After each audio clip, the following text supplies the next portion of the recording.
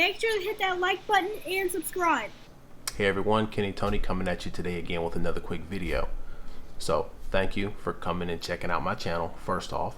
Second is make sure to hit that like button, subscribe, hit that notification bell up in the corner. Helps out the YouTube algorithm, and it also will notify you every time I upload a video if this is something you're interested in. So what we're going to be doing today in this video is closing back the Raptor 250 cases. So as you saw in the last video, I did have some issues to where I had some clunking in first gear. Split the cases, saw in the transmission that first gear had one of the teeth missing. I'm going to show that also in this video here. And we're going to get that switched, repaired, fixed, close the cases back up, and to conclude this video. So I just want you all to see this process and how it works out for me. All right, let's get rolling with it. All right, everyone. So today we got this video for you. It is motor reassemble time. We have the 250 Raptor motor sitting right there open. We have the left side case with the crank and the transmission and the gear select and the counterbalance still in there. We did have some clunking noise when I drove it to test drive it for my son. That clunking noise happened to be isolated to first gear only. And here's why. So yes, here is the first gear, tooth missing off as you can see right there. And this is a piece that was floating around in the motor. But no big deal, we're getting that fitted in there. This is the problem. We have another one of these. We bought a used transmission off of eBay, and let's take a look at that sprocket and make sure it looks good before we get it installed. So here we go, out with the old, in with the new.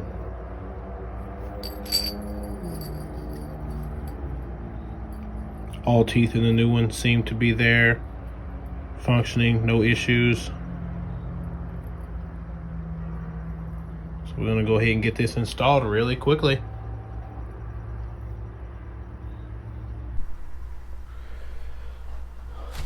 So I did get the transmission used off of eBay. All the parts seem to be here and all the gears look good with no damage to any of the teeth. The same thing for this area, but like I said, the broken's going to go there. The new one is going to go on. I'm going to take a look at the manual to make sure I'm getting it on the correct way.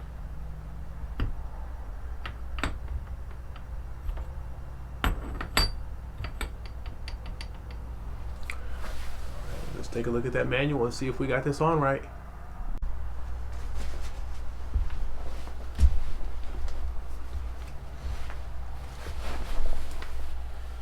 So the gear is in the correct position. According to the manual, it does show it pretty much right here with the spaces down. So we're putting it back on that same way. And then we're also going to put this rubber, looks like some kind of absorber or spacer that's going to fit into the rear. Marked on it, there's a nail. It's going to go down. So now we have both cases apart. We have the transmission gear back end that we needed to replace. We have the little weight and rubber. I'm assuming that's some style of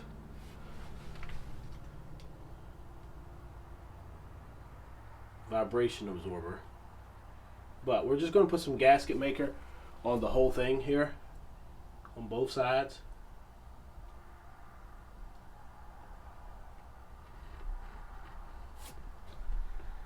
We're going to mate it up real good, smooth it out. Nice just thin layer.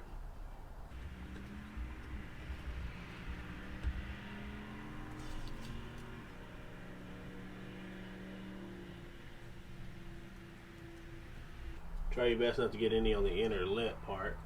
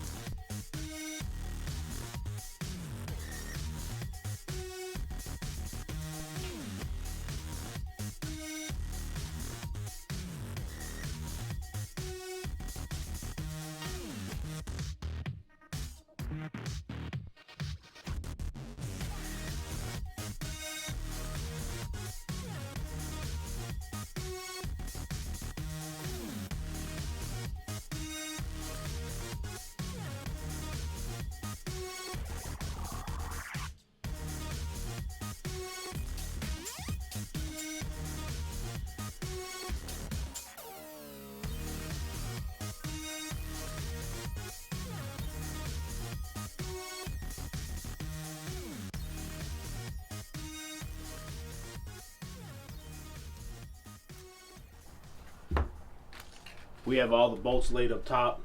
Looks like there should be, that I'm going to put in is going to be 3 70s.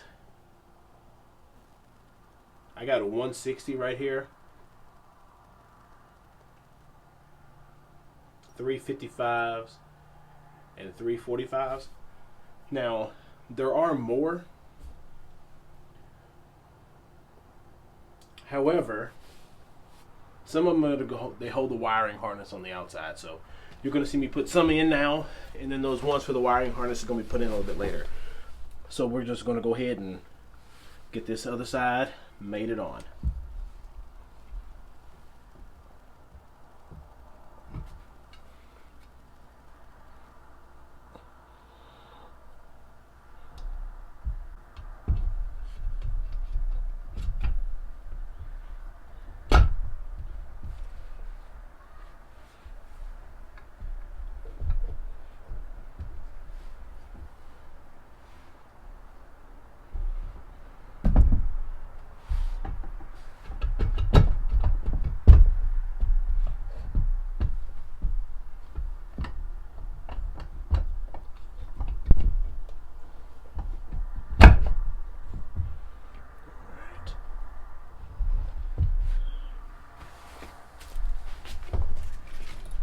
The 70s do have copper washers on them.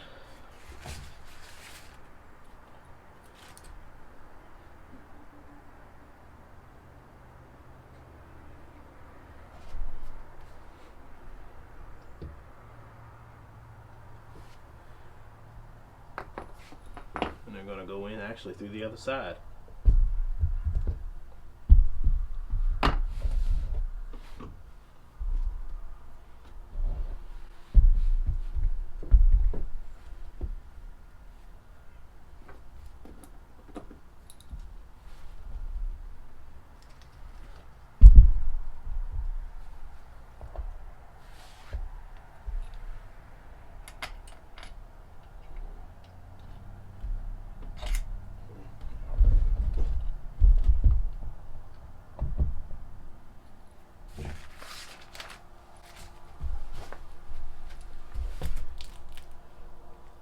Needs to go across top here.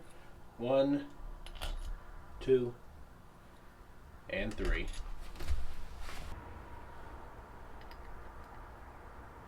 And this would be number 5. This would be one of the 60s. The other 60 is going to go back here for the wiring.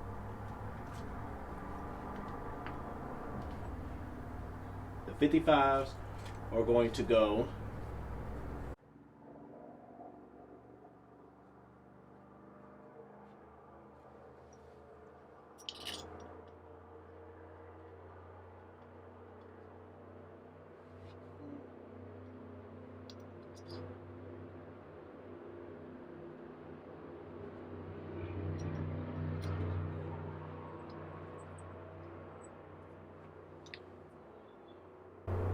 and the 45s are going to go in these different areas, and I'm going to have to put it out.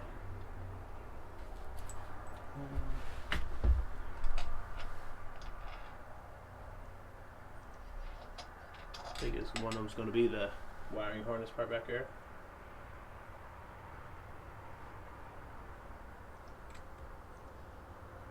And 12. 12 and 10. Leaving these two here open.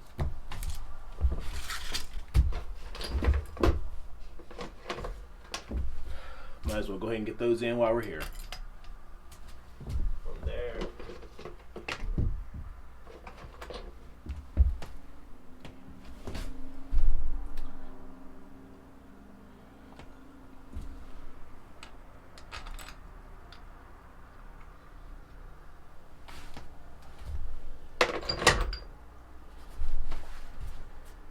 Like all the case bolts are on around.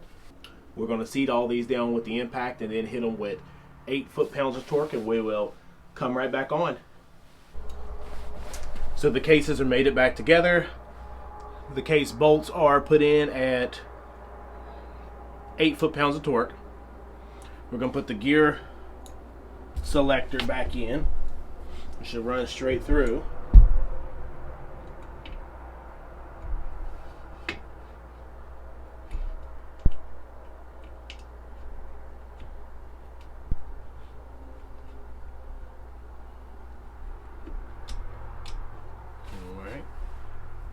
That's gonna come out the other side.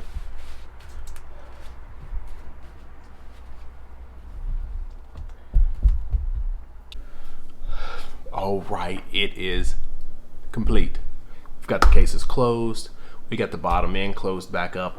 Everything looks good. Everything functions well. One of the things I did not show in the video, but I did put the little comment there, is when you close the cases, there is the first gear that I replaced. On top of that first gear, there is a washer that comes off in the very beginning.